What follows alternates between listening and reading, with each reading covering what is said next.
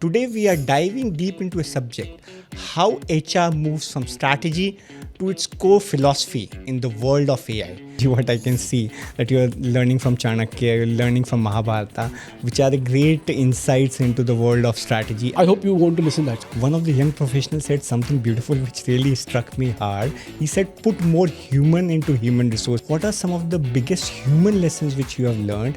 राम और रावण के युद्ध में राम की जीत क्यों हुई थी? He was able to build a very strong team. The guy had that capacity to control the all Navagras. But still he lost. Last month I finished a podcast with the Gen Z professionals. They're talking at the age of 20 Yeah. to 20. Whom would you qualify as a leader? The person who can not only craft the North Star, also share that North Stars. Today we are living in a world where AI can crunch numbers, write performance reviews, and even screen resumes. But what makes HR powerful is not the data. It is the philosophy behind how we treat people and how we engage them. Hello everyone, I am Ikshwaku Sharma, and in this episode of Champion Mindset podcast, today we are diving deep into a subject, how HR moves from strategy to its core philosophy in the world of AI.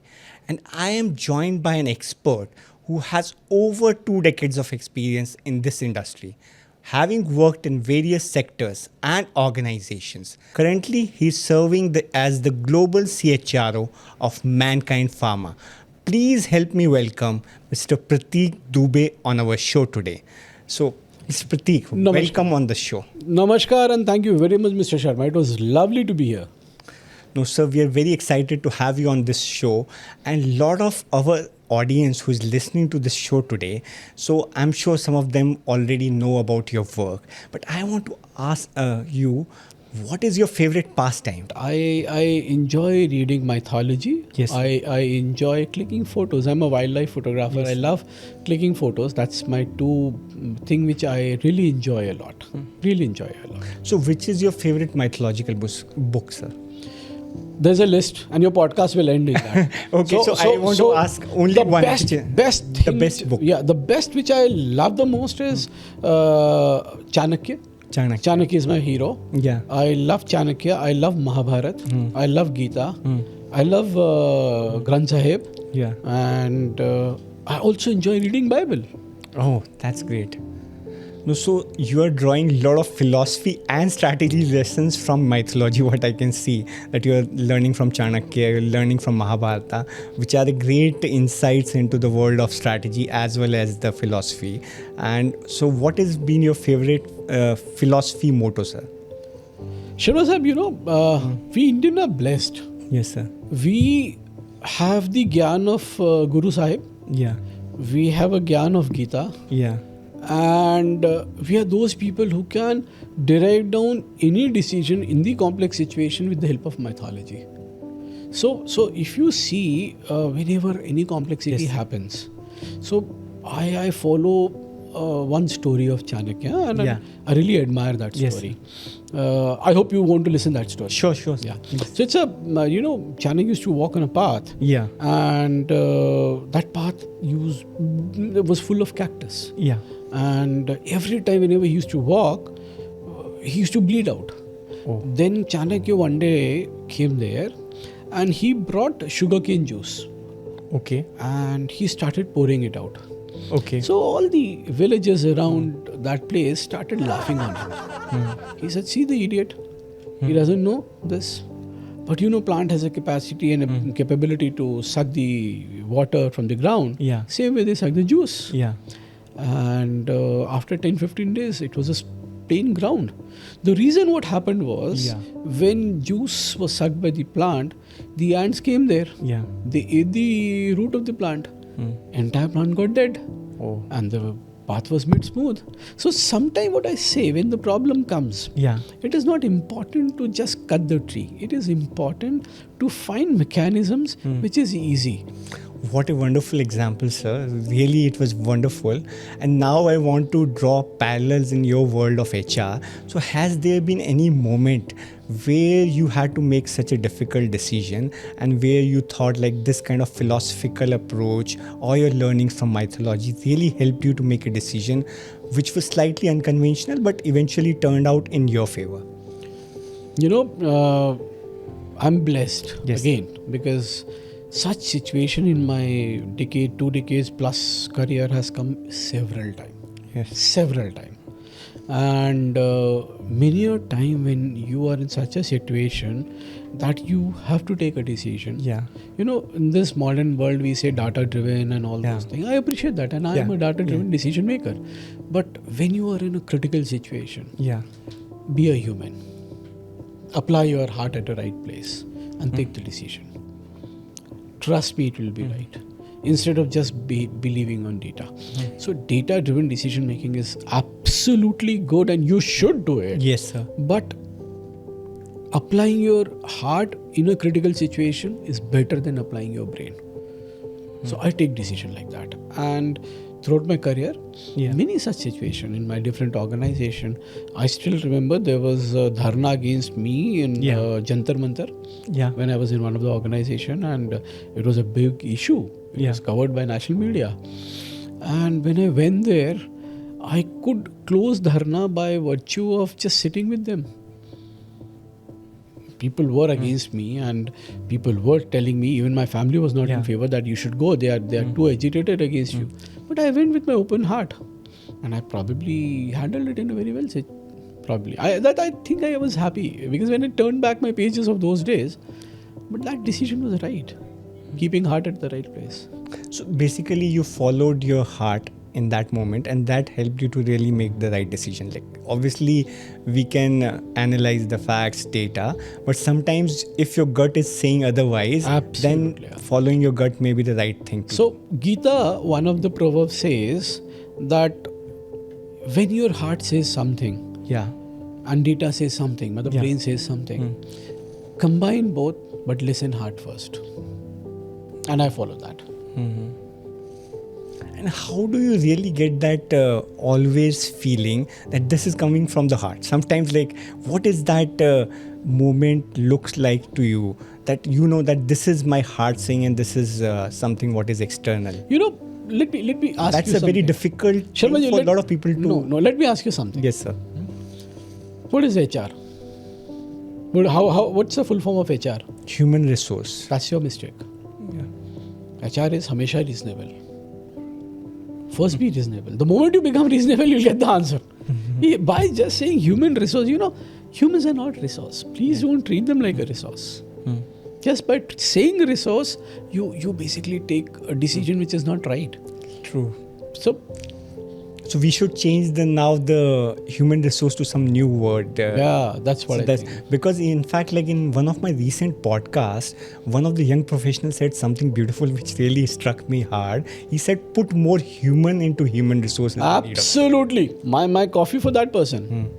So that was the moment I realized that we are talking so much about AI, data, but actually what people are really wanting to get more human element in their decision making, in the organizational behavior of the leaders, so that if they can see that, then automatically it builds more trust and loyalty. Sharma sir, when I joined this company, Mankind, Yeah.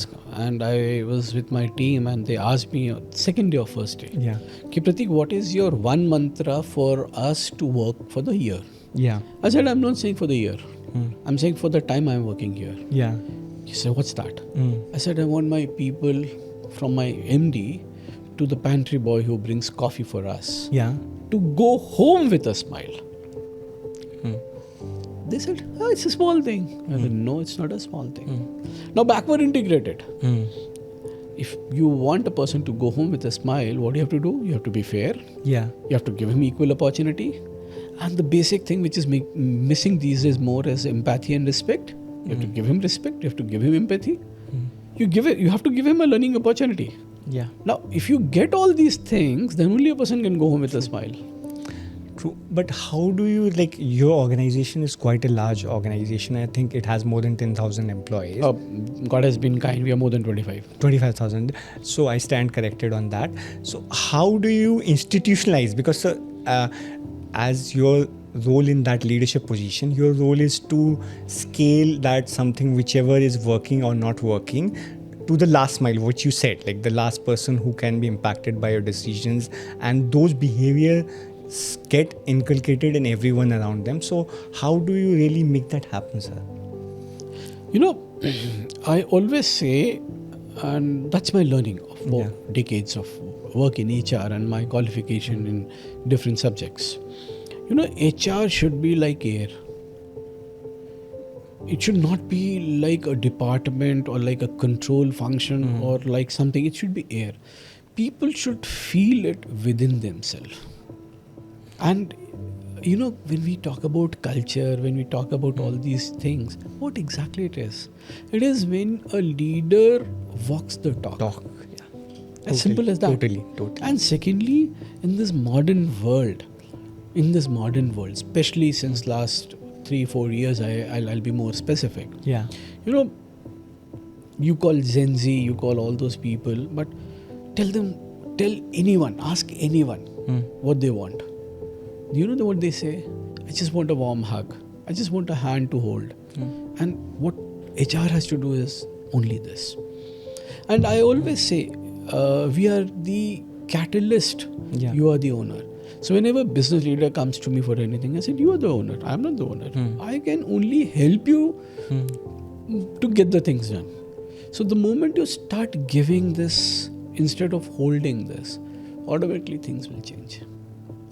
No, so very rightly said that culture is set by the leader's tone and how they walk the talk. And in fact, for team, it is nothing but the manager or the leader's behavior, because that is the first line of contact for them, and that is what you're doing. So I want to understand from you, you've been in this space for 20 years.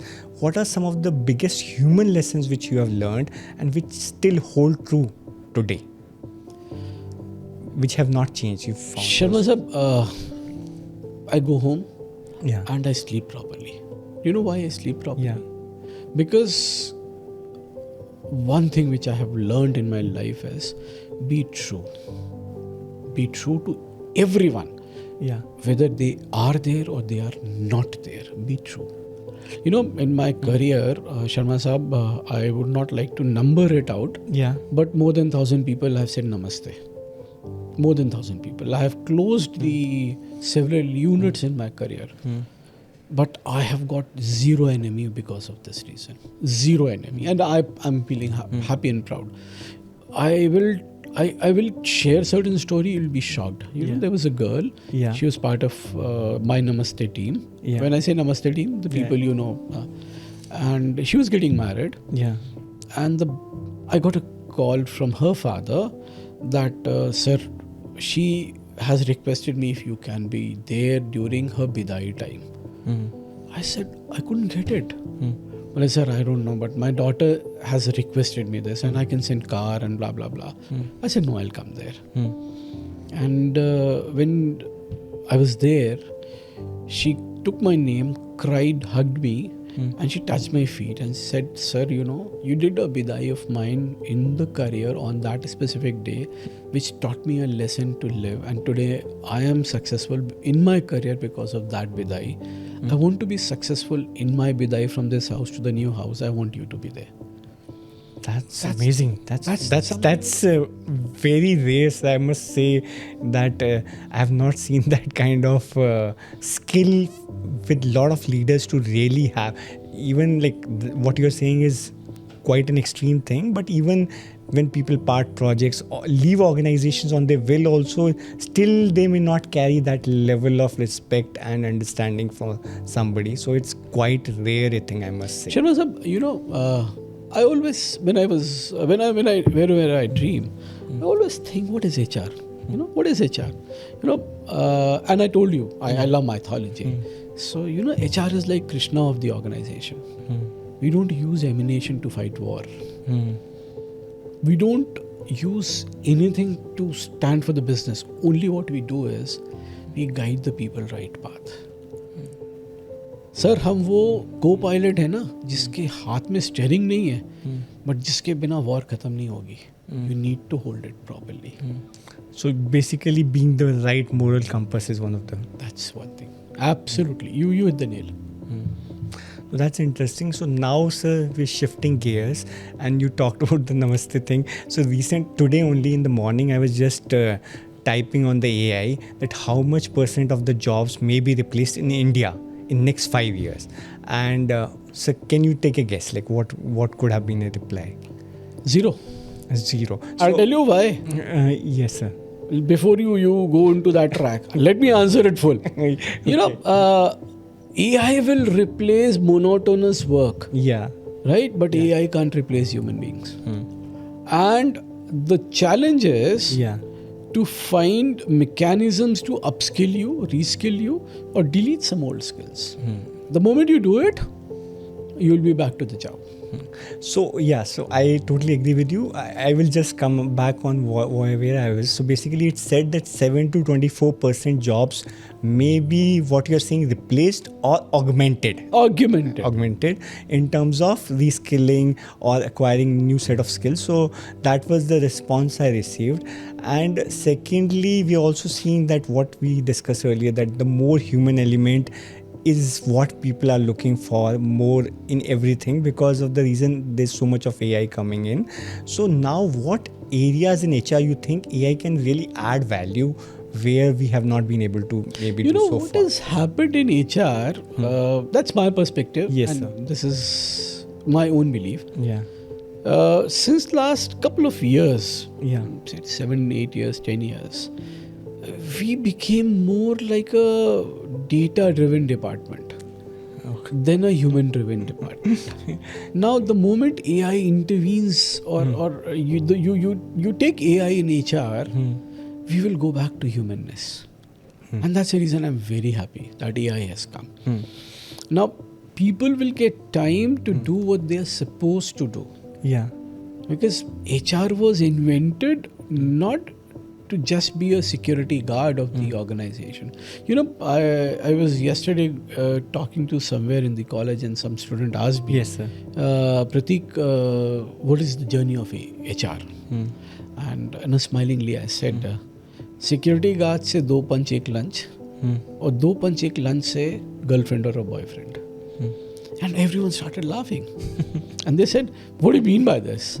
And I said, when HR was invented, if you recall, we were more like a control function, security guard sort of thing, in and out, time office management and all, blah, blah, blah, blah, all those tough words. Then we became bit of humanness. Out of this, we will also look after welfare. Then the welfare officer concept and all those started. Journey went on. Now the condition is so close that we want to be so personal with the employee so that he becomes happy. When I was talking a few seconds back, I said I want my employees to go home with a smile. Why did I say that? I'll be so personal. I'll touch him so emotionally that he'll be happy to meet me. That's what happened. And do you think that really impacts the productivity in some way? Like, what has been your observation, not from the data perspective, but in terms of like people who are emotionally more engaged at work, they are able to bring more best. Sir, ideas. I'm a psychologist. Yes. I'll wear the psychologist hat now. Sir, believe you me, engaged employee productivity increases by 38%. 38%. That's a big thing, sir. You can check the data. Now, if in Indian context I reduce even 8%, 30%, imagine 30% productivity. You'll get a straight away the moment the people are engaged. Because what happened when you are engaged? Yeah. You're free to think big. Yeah. When you think big, you're free to take decision. When you take decision, you grow. As simple as that. So engaged employees are able to take better decisions and bigger decisions. Sharma ji, can I ask you one thing? Yes, sir. हाँ? राम और रावण के युद्ध में राम की जीत क्यों हुई थी? Answer me. Now this is my podcast. I'm pulling your leg back. So Sir Ikshwaku, I'm sure you. That's the reason I'm asking you. You belong to the clan of Lord Rama. That's the reason I'm asking you, because your name says you belong to that fraternity. Yeah. So my understanding of it is that he was able to build a very strong team. You know, Ravan team was 10 times more bigger than Ram.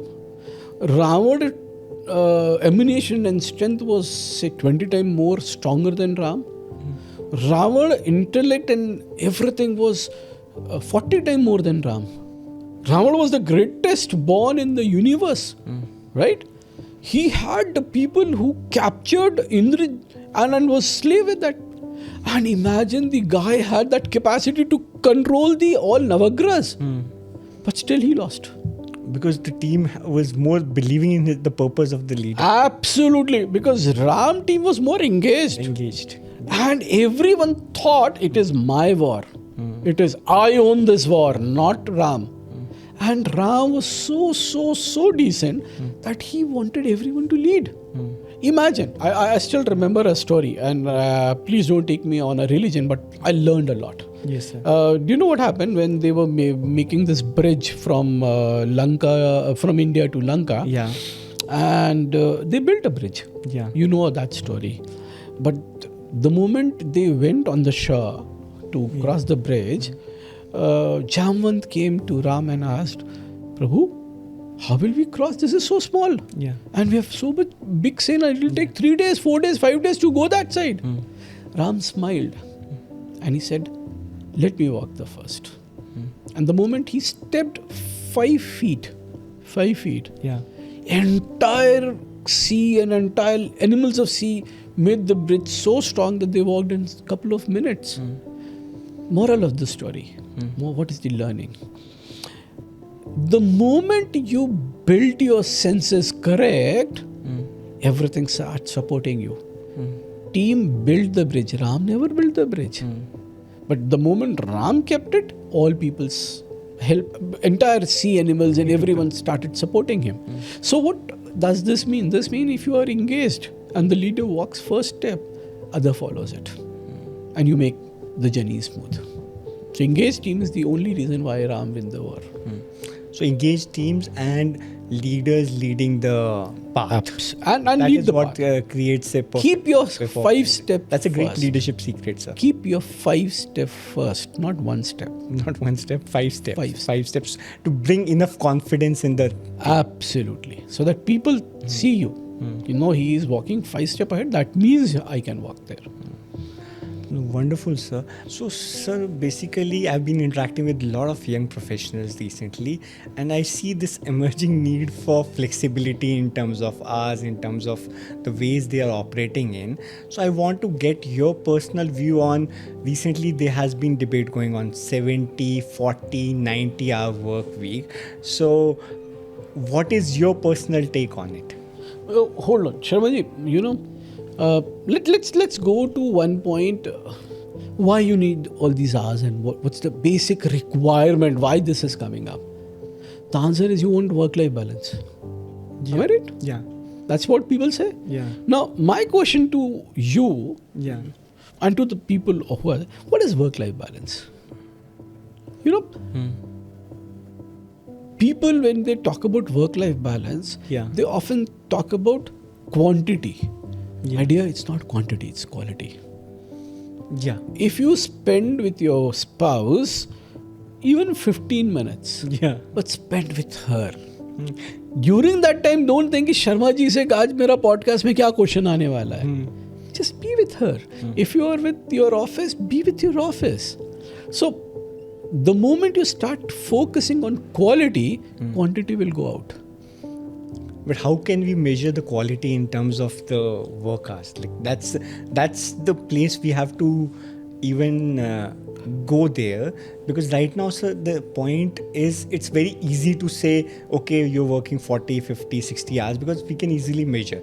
But how will we measure the quality of hours is something, do you have some thoughts around that? Yeah. When we started our career, we used to go at office at X time and come out at Y time. Yeah. Even if you don't have a work, you have to sit there. Otherwise, there'll be a time office who will cut your salary. Yeah. Right?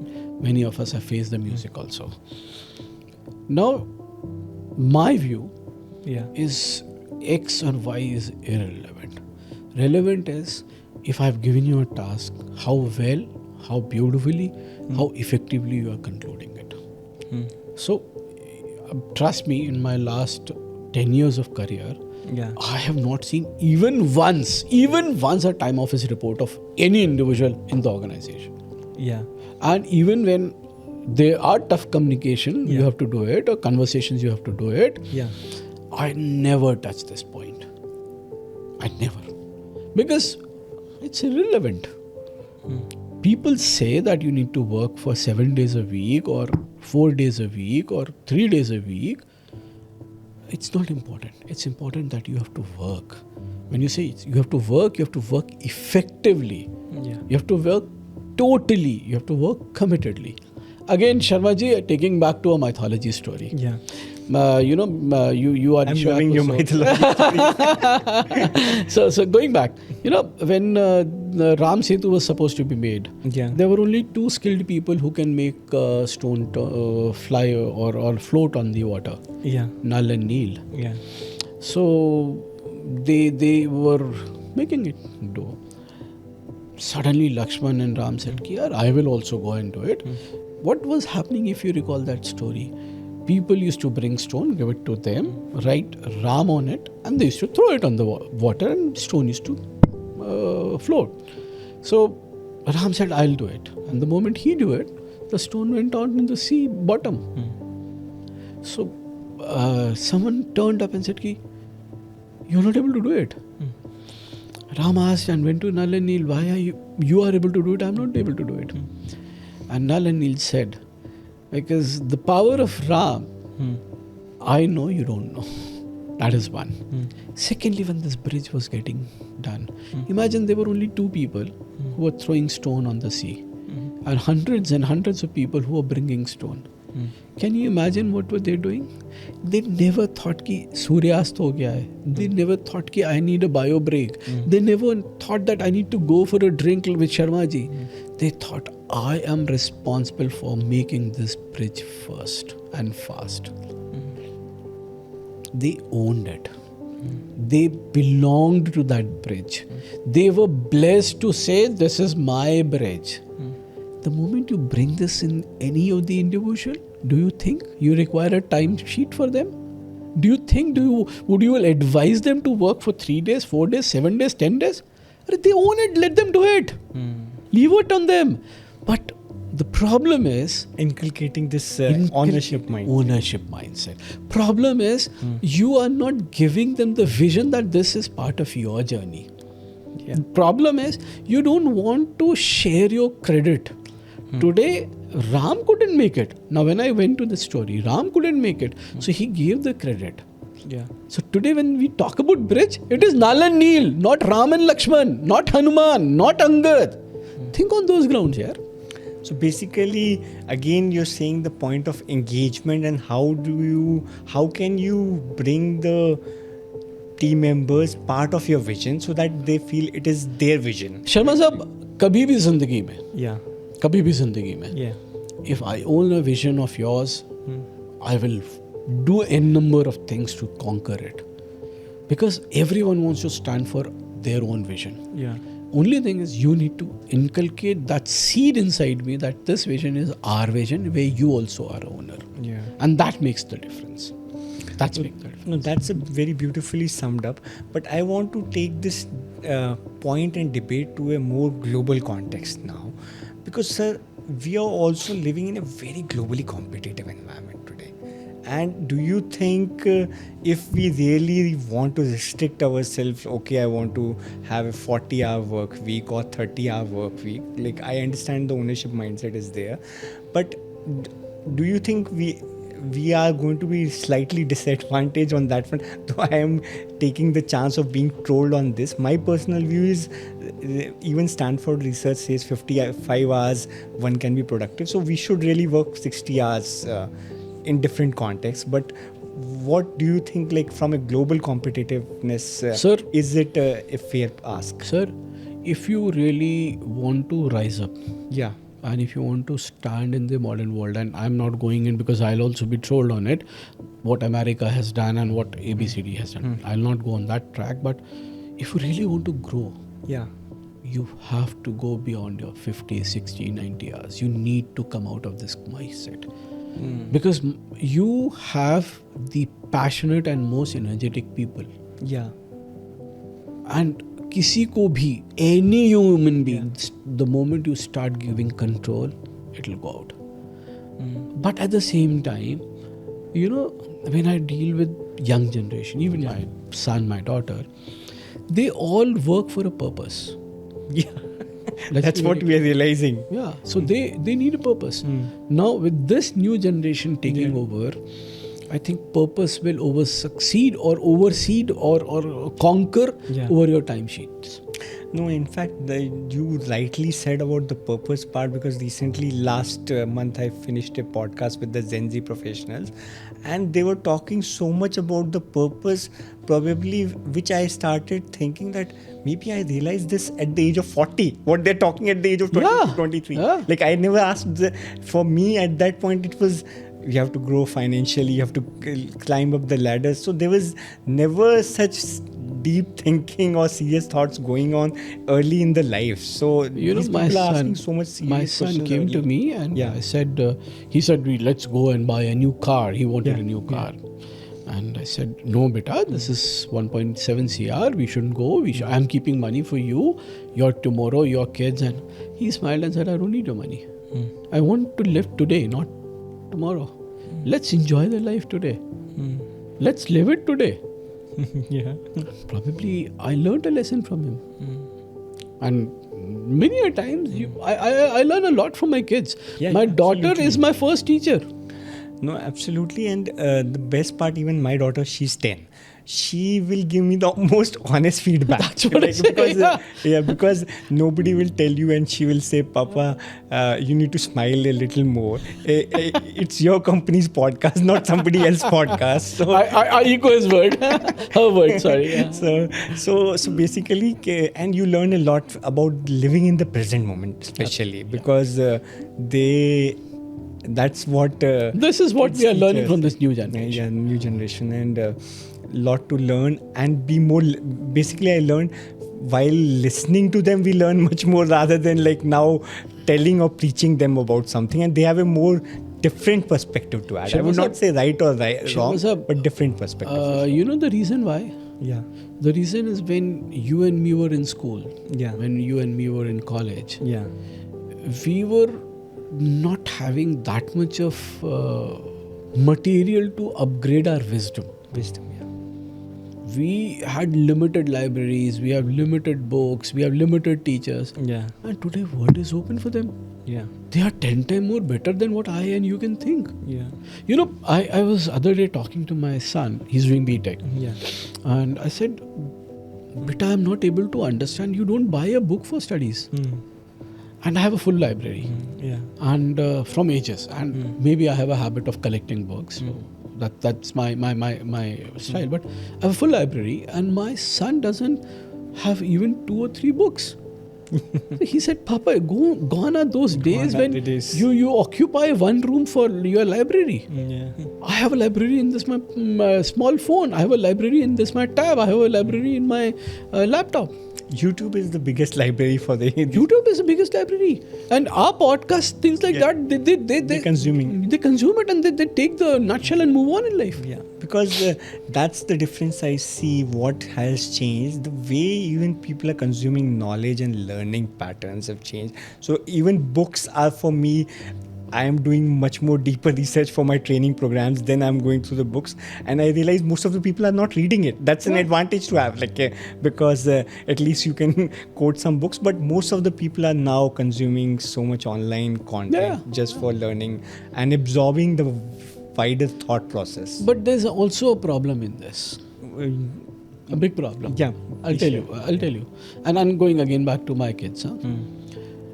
I was other day seeing my son was doing some project. And I was just observing him. He completed the project in say half an hour.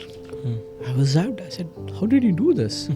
He smiled and he showed me that he did it in this your modern AI, GPT and all those things. And he got a good score. He got some 9 out of 10. Then I realized, teacher is of my age. So she still thinks that the guy has done like we have done it. But today generation guys are 10 times smarter. They do it on AI and all those things. So I sometimes worry. Will they be able to understand the theory behind it, the philosophy behind it? That's my worry. You're right, sir. Philosophy also.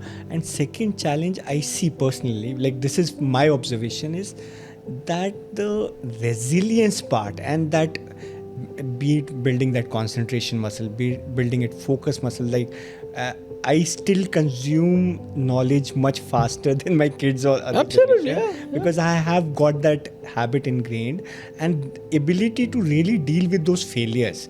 This is something which I see a bigger challenge for the younger generation. Shiva sir, can I ask you a question? Yeah. When did you first use calculator? You remember your teacher hitting you here when you started using calculator? We all have got this. Yeah. We were not allowed to use calculator. Yeah. Remember? Yeah. Today, our kids use calculator from class 3rd or 4th. Yeah. There are two things. One, it's good. They are not wasting time on notebook and doing all those 2 into 4 and 7 and all those things. Yeah. But at the same time, the loss is they are not exercising their brain properly, so that they are ready to face कि यार गलती हो गई है, अगर if it's wrong answer. Yeah, they are not ready to keep things in their brain. They want to move on. That's the change. Yeah, like both the sides are there. Definitely, they are fast learners. They are much more creative in their approach, thought process. But yeah, only time can tell what will happen. What will happen. But right now, I see that some of these mental health issues coming up early is because of not ability to go through the grind. Absolutely. And in fact, like recently, my daughter came and she was complaining that her teacher scolded her, and that was really that she was upset and depressed from that fact. And my wife was also very upset that she should, why did she scold her, and she should call the teacher and have a argument with her. And then I thought peacefully, let it happen, because we were brought up in the era, sometimes we were beaten up. And that had built our muscle of resilience. And if she cannot just take such small shocks in life, because life, you never know what kind of challenge it can throw at us. I can tell you a story, if you allow me, 30 seconds. Yes, sir, please. You know, when I was a kid, I was in class 7th. Yeah. And one of my teachers thrashed me like anything. Yeah. And I cried. I went home. And I live in a joint family in my Jabalpur house. So I spoke to my Chachi and I spoke to my Ma, and both of them went on with full energy to my dad. How can someone hit with a cane to your son and blah, blah, blah, blah. My dad was pretty decent, and I love my dad like anything. So he said, okay, tomorrow I'll go to the school and I'll talk to the teacher. I was so zapped. I said, now, tomorrow, because I was listening, this will happen. And then next day, I saw my dad coming to my school. I was very happy. कि आज तो मजा आएगा. And he went to principal's office, and principal was his friend. So he went to his principal office and he said, sir, if it is okay, can you call my son and Koilo sir, the teacher who was my mentor. I love him now. So he was called. I was in my 7th sky that today he will get over. You know what my dad did that day? He said, sir, I have come here to say thanks to you. I said, what he's saying about? He said, sir, I have a complaint against you. So I said, why? What happened? He thought, you'll take it. He said, sir, you have not beaten him properly. So sir said, I couldn't get you. Well, I said, next time when you thrash him so much that he shouldn't come home and speak. And my dad was an agriculturist. He had too much of farms and all those. He said, I grow so much of food, grains, that I'll make him come back to school within 3 days. But thrash him so badly that he shouldn't come home and tell that I got beaten. So that's what my father did. And today, if my son get it, my wife or everyone will be behind me. Kyun? Let them face the music of life. That's what we learn from these incidences. And I love my teacher who thrashed me. Yeah, in retrospect, and even that applies in the context of bosses also. Like initially, I used to crave working under difficult clients, difficult bosses, but now in retrospect, I think we learned the most with those people. with those And people today because we they were love them more. demanding. Because Yeah. they were so demanding. Because And they were so rude and straight to on your face. because usually we are not used to that kind of treatment, Yeah. but that builds your toughness inside you also to deal with the difficult situation. Yes. Because whatever it is, it's just an external situation which you have to deal with. And you need to learn this. Yeah. And so now, initially the thought process maybe of our parents was that they would take up a job and continue in that job, and then for us probably it happened that you will take up a career and stick to career. But now the younger generation even doesn't want to stick to one career, and they are exploring multiple options, moonlighting, this kind of exploring different jobs, side hustles. These are happening. So what do you think the future workforce looks like? Like, are they going to be stable jobs, or people working, sticking to one company at one point of time, or they're going to be freelancing kind of Sharma work? Sahab, we were talking few minutes back. Yeah. And we said that's skilling, reskilling and all those things. Sharma Sahab, the demand of business is changing every 6 months. Yeah. Now, if you don't allow people to roam around in the work area between the 2 or the 3 work chapters, I think you will get obsolete. So that is the demand of the hour. And what these people are doing, I love them for this. And if you ask me, you should motivate people to do that. Okay. But more they do it, more better for your business. So today, if imagine, I'm from Pharma as of now. If my quality person goes to production, imagine how good he'll produce it, because he knows the quality, how important the quality is. If my production goes to the sales, imagine how best he'll be selling it, because he knows the part of production. He knows the science behind the production. So you need to give that space, and I appreciate and acknowledge this is happening, and this will happen more, and this is a requirement of the day. But what will be organizations take, like in terms of the loyalty towards the organization, or their apprehension about staying productive or attached to the organization? So what do you think about larger organizations' view on organizations now need to grow up, and they need to not think on a ground that they are institutes. They need to change their mindset. So if you don't build organization like an institute, you'll be obsolete. So basically create more like a learning ground. Like basically you're coming, working and learning, and people are attracted because it's like a learning ground always. And I'm proud to work in an organization where my MD says this. Yeah. My MD says that I want to build my organization as an institute, and I love him for that. Because this is good not only for my company, this is good for the entire pharma industry. Entire gamut, because you get a good skilled person. So this will uplift the entire journey of organizations, entire journey of that industry, that group. So it's a very good thing. No, and that's a very good thing you said, and it creates a huge business opportunity for organizations like us, because we believe in continuous skilling and reskilling of the workforce to make them future ready. So no, that's very interesting, sir. So what do you think will be the mindset or skills for future HR leaders to be really successful in the way HR is evolving? My basic problem is with the word leader.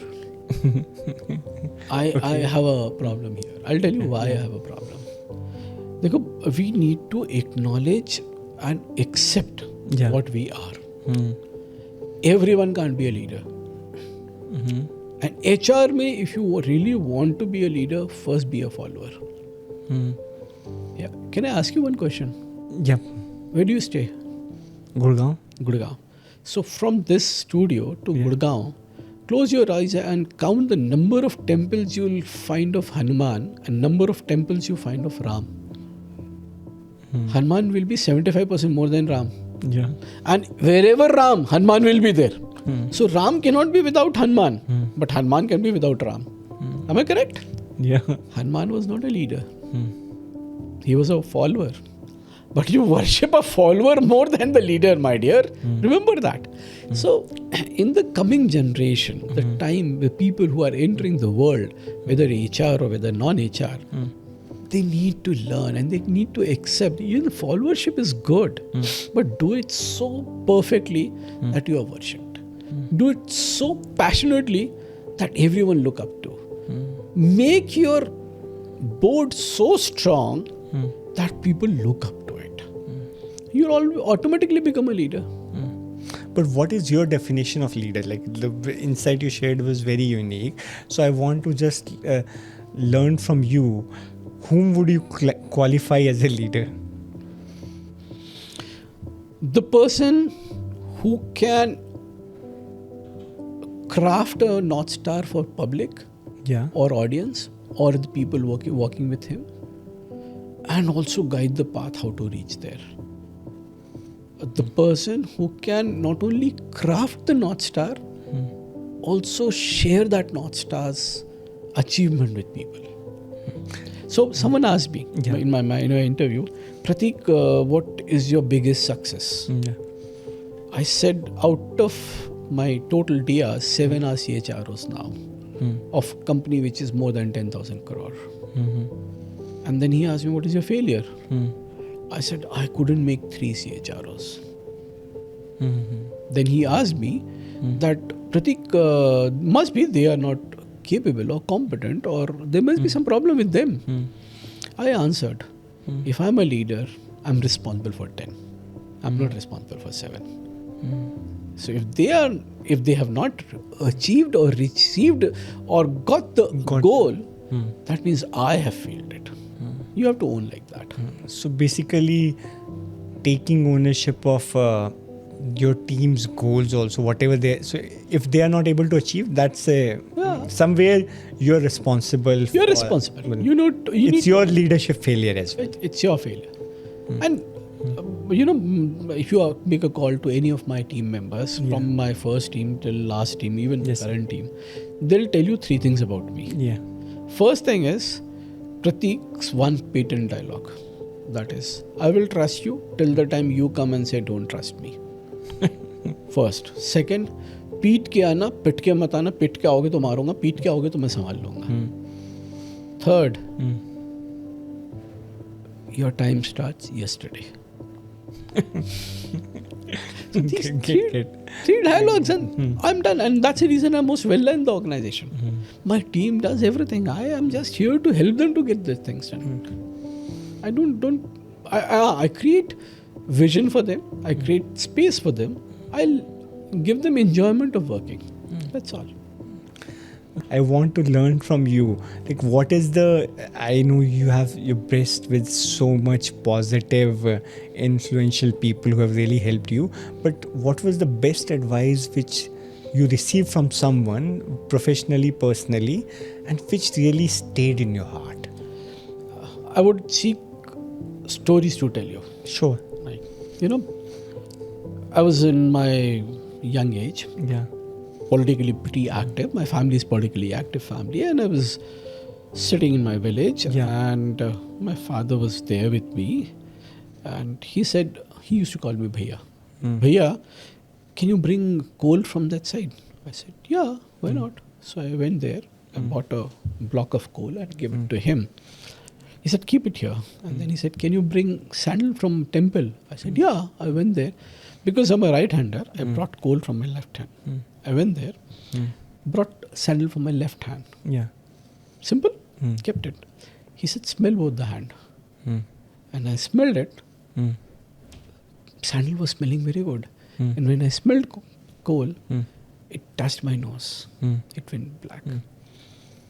That day he taught me a lesson. Never be surrounded by people who are negative, who pulls your energy. Even if they are important for you to burn and make your roti. Always surround with people who give smell to you, who are positive, who helps you to smell better. That's one thing which I learned. That's a big life lesson. Yeah, that's big. Second, I learned with someone very dear to me. He said, 2 kadam aage, 1 kadam piche. I said, what does this mean? He said, whenever you want to work, be so energetic that you two step ahead and allow yourself to come back one step. The moral of the story is, if you two step ahead, you show your energy to the world. You show passion to the world. But when you come back one step, you give yourself a space to find mechanism to do again on two steps in a better way. You learn better. So one step, two step ahead, one step back. Back is more like a reflection thing. Like whatever you did, you could have improved or something like that. Yeah, you could improve. Take people around, because the moment you go two step ahead, feedback. People behind you will be back. So when you come back one step, hold their hand, then again go two step. So basically, also taking along, as there is a saying, like if you want to walk fast, walk alone, but if you want to walk together, then you have to go a little slow. No. I say walk fast, take people along. Don't go with their speed. Bring them to your speed. So when you go back one step, you bring them back. Pull them back with you. So you are running faster. Okay. It's an old saying. Okay. I want to walk long. I want to walk fast. Making one leap faster. Yeah. Walk fast and walk long. Both.